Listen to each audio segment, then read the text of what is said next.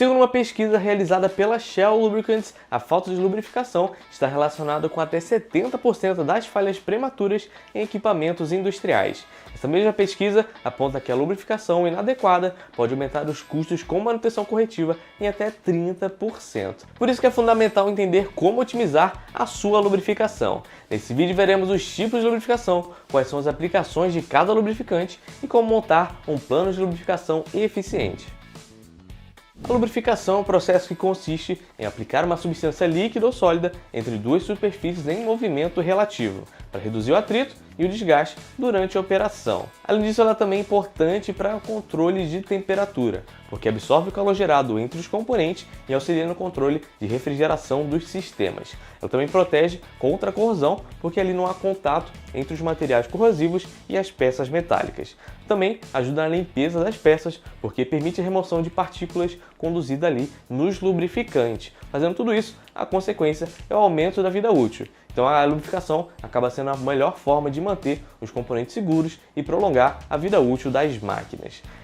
O mais comum é o uso da substância líquida, que chamamos de lubrificante. Ele pode ser um óleo mineral, sintético ou biodegradável. Os óleos biológicos são utilizados em situações em que o risco de contaminação deve ser reduzido a um valor mínimo, como por exemplo em indústrias alimentícias e farmacêuticas.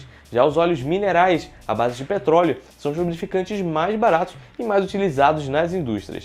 Ali são utilizados onde a temperatura é moderada, como por exemplo em bancais, engrenagens, motores, turbinas, etc. Então são super utilizados nas indústrias.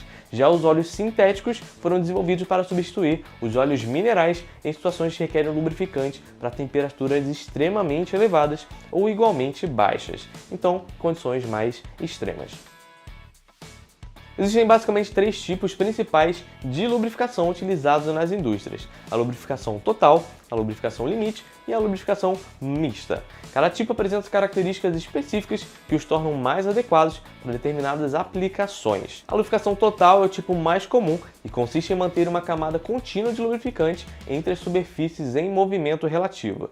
Nesse tipo de lubrificação, a película de lubrificante é espessa o suficiente para evitar qualquer contato entre as superfícies metálicas. A pressão hidrodinâmica gerada pelo movimento das superfícies ajuda a manter a película de lubrificante uniforme e contínua. É indicada para equipamentos que operam em condições normais de temperatura e pressão. Já a lubrificação limite ocorre quando a camada de lubrificante não é suficiente para evitar completamente o contato entre as superfícies metálicas. Nesse caso, ocorre um contato intermitente entre as superfícies, mas a pressão gerada pelo movimento das mesmas é baixa o suficiente para não causar danos significativos nos componentes. A lubrificação limite não é indicada para equipamentos que operam com carga elevada, grande rotação ou operação intermitente. Já a lubrificação mista combina os dois tipos anteriores, o total e o limite, ao mesmo tempo em um mesmo sistema.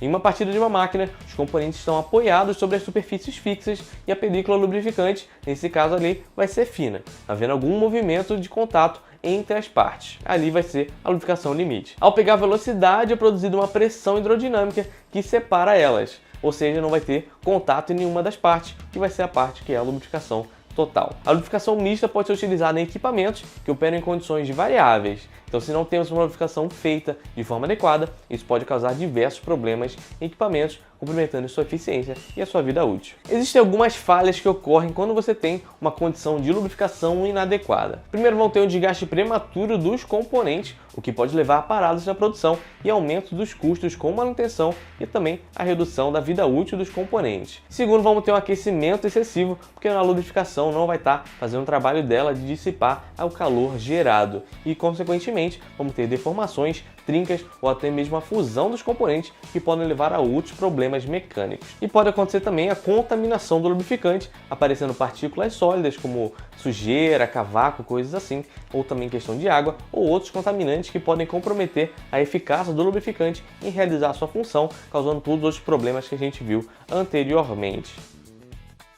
A base de uma boa lubrificação é um planejamento bem feito, detalhado e adequado com a realidade da manutenção. Neles estarão contidas informações importantes como a identificação dos equipamentos e pontos a serem lubrificados, Cada ponto ali deve ser identificado a fim de monitorar e apontar cada intervenção para ter um planejamento bem feito. A seleção do lubrificante adequado para cada equipamento e em cada ponto deve levar em consideração as características operacionais dos equipamentos, como velocidade, carga, temperatura, para selecionar o lubrificante mais adequado para cada aplicação.